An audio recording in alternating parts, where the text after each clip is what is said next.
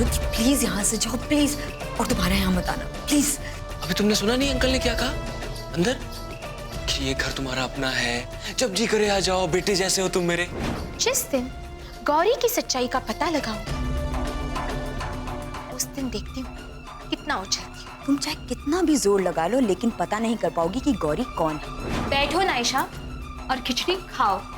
तुम्हें उल्टी आ रही है ना, तो ये खिचड़ी बहुत लाइट है, तुम ये खाओ, तुम्हारे लिए बहुत हेल्दी है।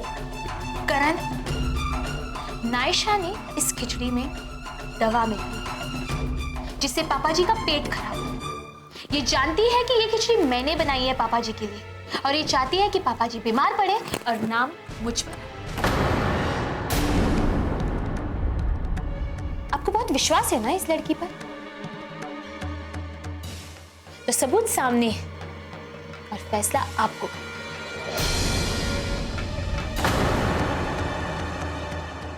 आयशा, नहीं करण, मैंने ऐसा नहीं किया।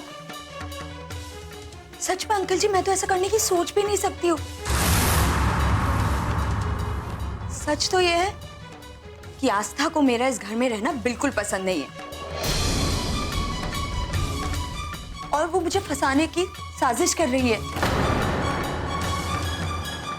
सच कह रही हूँ करण, प्लीज मेरा विश्वास करो, मैंने ऐसा नहीं किया। Trust me. अगर तुमने कुछ नहीं किया है तो ये खिचड़ी खाने में तुम्हें कोई प्रॉब्लम नहीं होनी चाहिए, है ना? तो खा लो खिचड़ी। मुझे नहीं खाना। आयशा,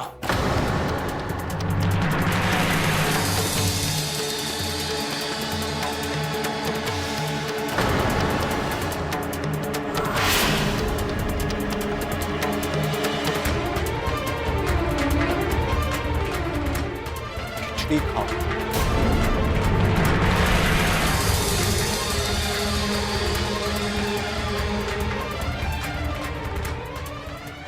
नहीं कर।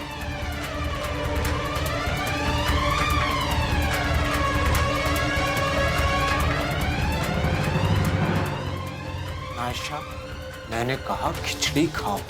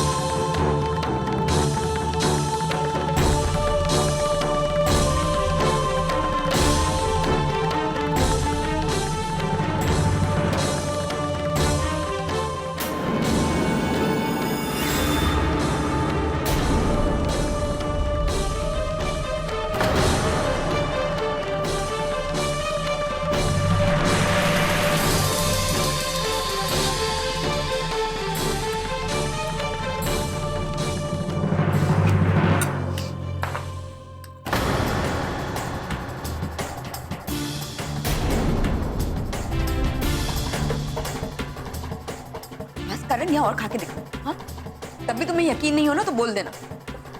मैं तब तक खाती रहूंगी जब तक मैं मर नहीं जाती। और खाने की जरूरत नहीं है।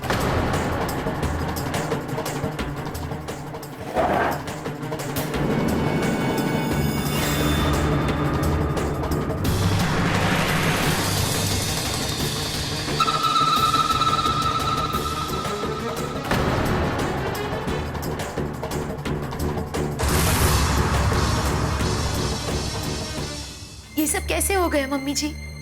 आपने तो कहा था कि आपने अपनी आंखों से देखा था उसे खिचड़ी में गोली मिलाते हुए, फिर ये गड़बड़ कैसे हो गई?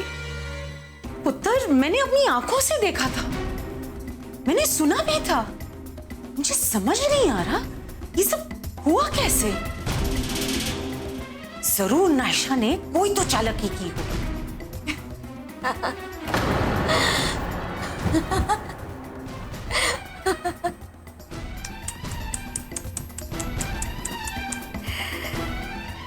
मैं बताती।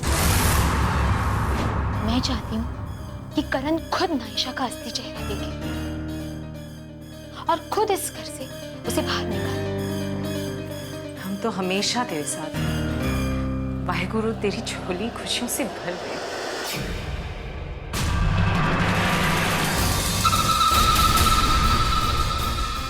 अच्छा, तो ये बात है।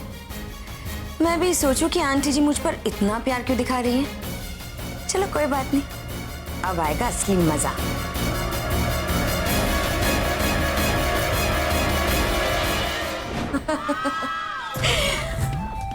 तो आंटी जी, आपको सच में लगा था कि आप और आपकी बहू मिलकर मुझे बेवकूफ बना लेंगे और मैं बस यूं ही चुपचाप देखती रह जाऊंगी, है ना? अब देखो बेवकूफ कौन बना। और रास्ता तो अब तुम क्या करोगी? तो तुमसे नाराज होकर चला गया। पता है मैं क्या करूंगी? मैं ना उसके पीछे पीछे जाऊंगी और उसको तुम्हारे खिलाफ और भड़काऊंगी और गुस्सा दिलाऊंगी। ओह माय गॉड, मुझे तो डर है कि वो गुस्से में तुम्हें घर से बाहर ही ना निकाल दे। खबरदार नायशा, जो तुमने एक शब्द भी मेरे बेटे और बहू के खिलाफ बोला तो मुझसे बुरा कोई नहीं होगा। आपके बारे में भी करण को बताऊंगी मैं। हम दोनों के चेहरे तो देखिए। आप लोग यही सोच रहे हैं ना कि हमेशा मात खाने वाली लड़की आज जीत कैसे गई? हाँ? और आज तक तुम इतनी चुप क्यों? आज वैसे तो बड़ा बोलती रहती हो, आज जुबान क्यों बंद है तुम्हारी?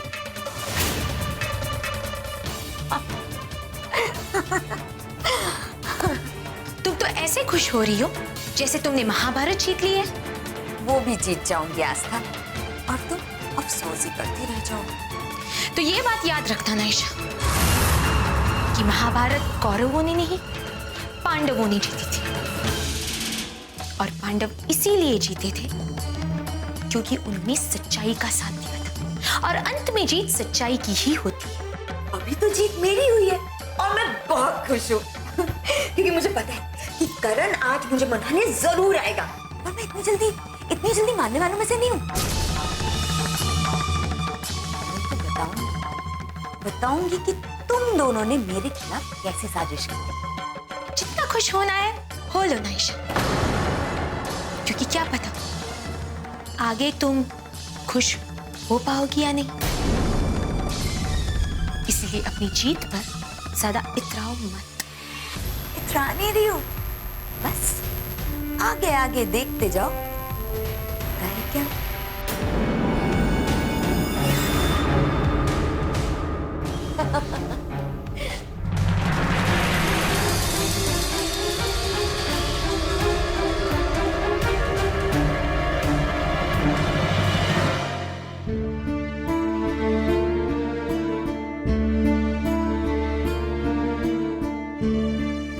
यूं गोल गोल चक्कर लगाने से तुम गोवा नहीं पहुंच जाओगी। मुझे पहुंचना नहीं, पहुंचाना है।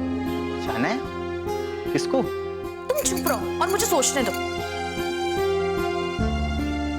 अरे अब खुद ही सोचती रहोगी कि मुझे बताओगी भी कि क्या चल रहा है? निशान, हमारा प्लान उल्टा पड़ गया। प्लान? कौन सा प्लान? उस चुड़ैल को इस घर से बाहर निकालने का। क्या बात कर रही हो? तुमने ये काम भी शुरू कर दिया? निशान, तुम्हें मजाक लग रहा है? तुम्हें पता भी है क्या हुआ है?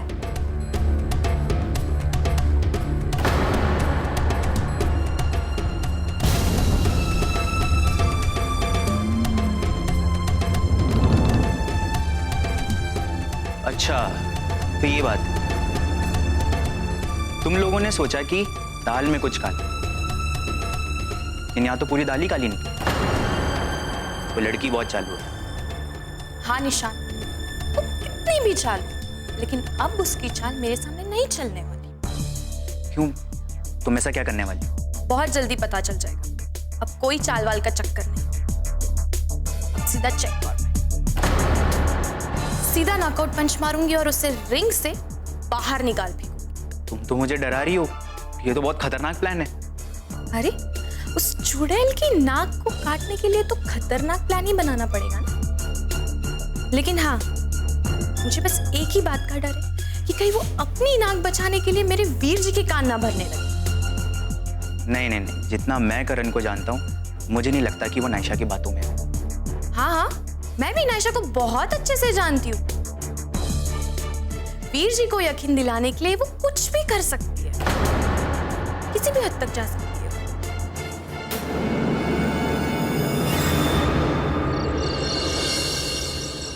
नायशा,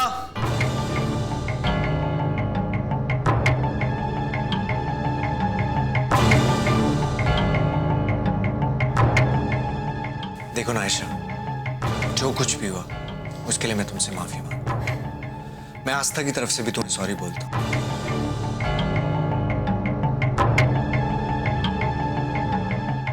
प्लीज नायशा,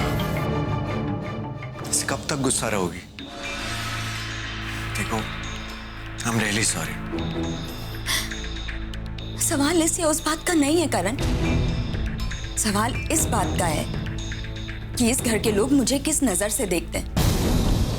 मैं चाहे कुछ भी कर लूं, पर इन सब की नजरों में मैं सिर्फ एक विलेन हूं। और आज तुमने भी मुझ पर भरोसा नहीं है करण।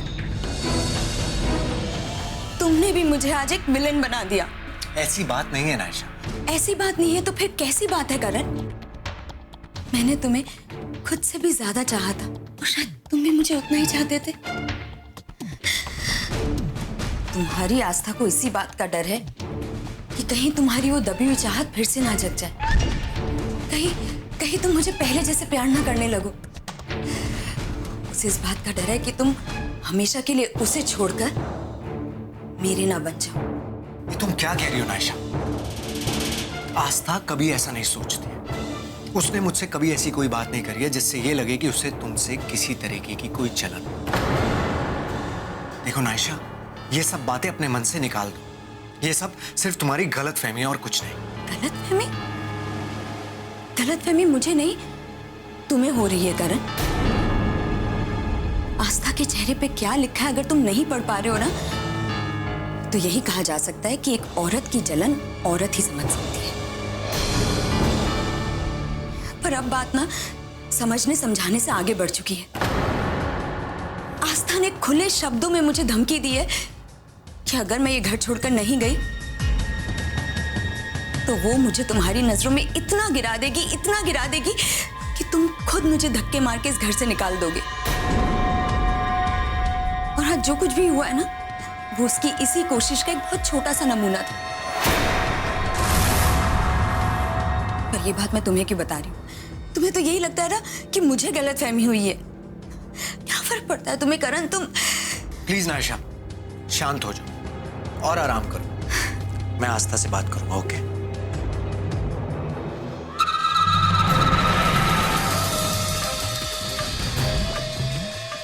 आस्था, अब तुम मेरे रडार पे हो। मैं तुम्हारी जिंदगी को ऐसा नर्क बना दूंगी कि नर्क के बारे में तुम्हारे जितने भी ख्याल है ना, वो सब छोटे और फीके पड़ जाएंगे।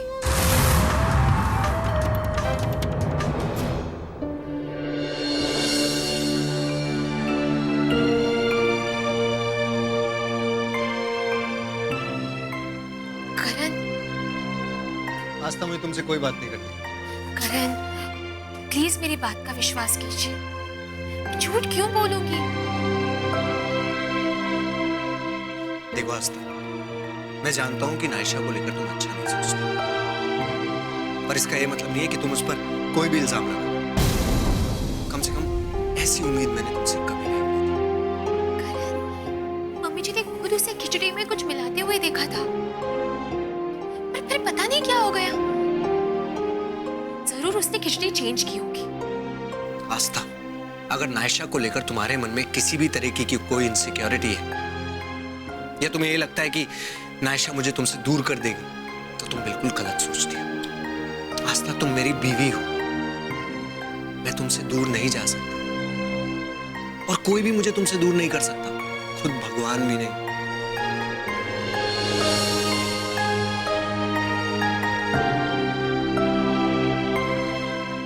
मैं जानती हूँ करण,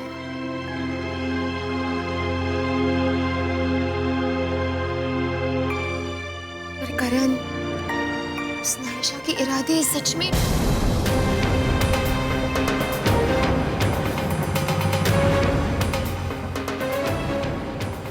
करण,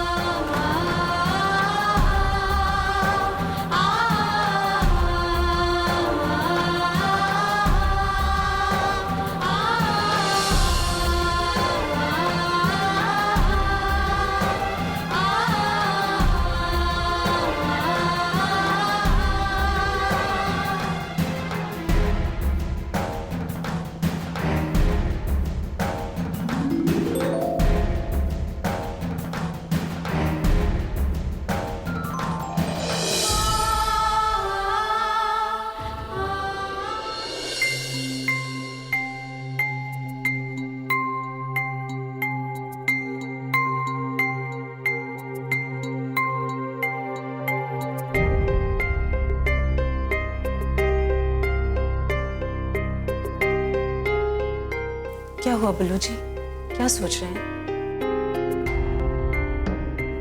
डॉली जी, सब मेरी गलती है। मुझे ऐसा प्लान बनाना ही नहीं चाहिए था। मुझे पता होना चाहिए था कि नायशा कोई मामूली लड़की नहीं है, वो लोमड़ी की तरह चालाक लड़की है। उसे हराना इतना आसान नहीं जितना मैंने सोचा। बल्लू जी, आप अपने आप को दोष क्यों दे रहे हैं? आपको भी कहाँ पता था कि ऐसा कुछ हो जाएगा? गलती तो मेरी थी। मैंने नायशा को देखकर भी उसकी चालाकी समझ नहीं पाई। पता ही नहीं चला कब उसने हमारी प्लानिंग भांप ली। अब जाकर वो हमारे करण पुत्र के कान भर रही होगी कि देखो, तुम्हारे सब घर वाले मुझे इस घर से निकाल देना चाहते हैं, वगैरह वगैरह। डॉली जी, इस बार अगर करण ने आस्था पुत्र से कुछ भी कहा तो मैं उसे कभी माफ नहीं करूंगा। मैं छोड़ूंगा नहीं, उसे खुद घर से निकालूंगा मैं। ये हर बार का नहीं चलेगा। पापा जी, मम्मी जी, आप दोनों अभी तक सोए नहीं? पुत्र, पहले ये बता, करण ने तुझसे कुछ कहा तो नहीं? पापा जी, वो बहुत हर्ट हुए हैं। उन्होंने मुझसे ये सब कभी एक्सपेक्ट नहीं किया था।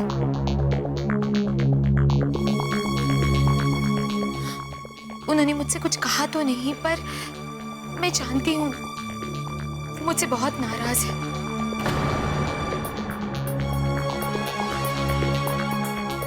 इसीलिए मुझे नींद नहीं आ रही थी और मैं जानती थी आप दोनों भी सोए नहीं होंगे। कैसे नींद आएगी पुत्र? हमें तो तेरी फिक्र थी। और अब तो इस बात का डर भी है कि नायशा इस मौके का पूरा फायदा उठाएगी। वो करण को सबके खिलाफ भड़काएगी और खासकर तुम्हारे खिलाफ तो सबसे ज्यादा। वो कुछ ऐसा करेगी जैसे इस घर की शांति भंग हो, तेरे और करण के बीच में लड़ाई हो। नहीं पापा जी, मैं ऐसा होने नहीं दूंगी। वो एक बार जीत सकती है, हर बार नहीं। बहुत जल्द मैं नायशा की सच्चाई करण के सामने रख दूंगी और फिर अपने आप दूध का दूध और पानी का पानी हो जाएगा। बेटा, जो कुछ भी करना जरा संभल कर करना। उसे हराने के लिए तुझे उसके दांव पे चढ़ाने पड़ेंगे। वो कहता है ना, लोहा लोहे को काटता है। पापा जी, मम्मी जी, इस बार मैं नायशा को ऐसा जवाब दूंगी कि वो सोच भी नहीं सकती। बस मुझे सही वक्त का इंतजार है। देखा गौरी, आज मैं तुम्हारे कितने नजदीक आ गया। तुम्हें पता है, ये मैं जितने ड्रामे कर रहा हूं ना, सिर्फ तुम्हारे लिए कर रहा हूं, क्योंकि मैं तुमसे प्यार करता हूं, तुम्हें अपना बनाना चाहता हूं, शादी करना चाहता हूं तुमसे। गौरी, कितना इंतजार किया है मैंने तुम्हारा, अब और इंतजार नहीं कर सकता। तुम्हें पता है, अगर मैं चाहूं ना तो अभी इसी वक्त उस खुराना के घर से तुम्हें यहां अपने पास ला सकता हूं, लेकिन मैं ऐसा बिल्कुल नहीं करूंगा। पता है क्यों? क्योंकि मैं एक शरीफ इंसान हूं और अपनी शराफत से ही तुम्हें अपना बनाऊंगा।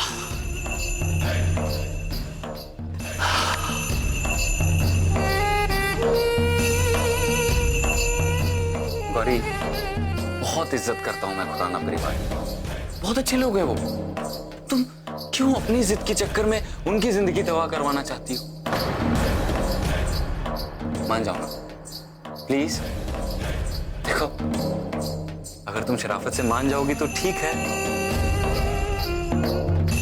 वरना तुम्हें तो पता ही कि रुद्र अपनी गौरी को पाने के लिए कोई भी तांडव कर सकता है।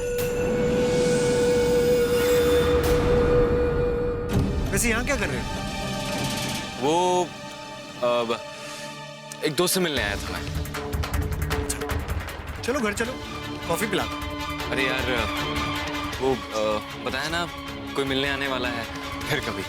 अच्छा जी, कोई आने वाला है या आने वाली है?